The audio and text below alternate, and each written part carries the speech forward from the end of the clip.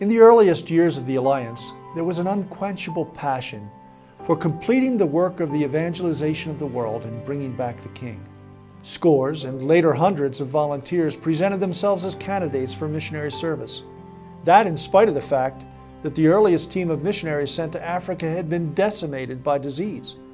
Within 12 months, 4 of the 7 who sailed from New York were dead of fever.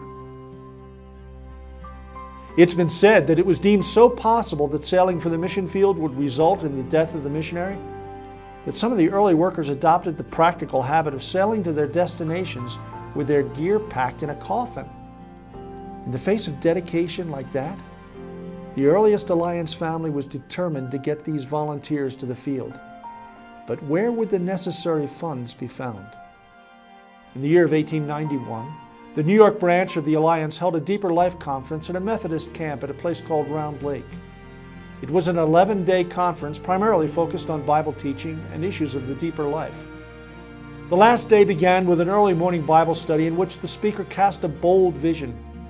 He said how simple and how practical it would be to send the gospel to every creature in the next 10 years. That lit a fire. People began to volunteer to become the messengers needed to complete the task.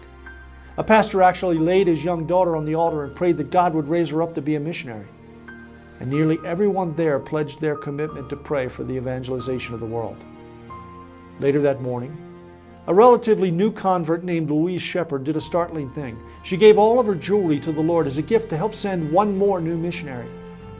And thinking that the value of what she had given was about half of what would be needed, she asked for someone to match her gift to ensure that the work would be done. What happened next was reported by an eyewitness observer who said, "An extraordinary scene then began.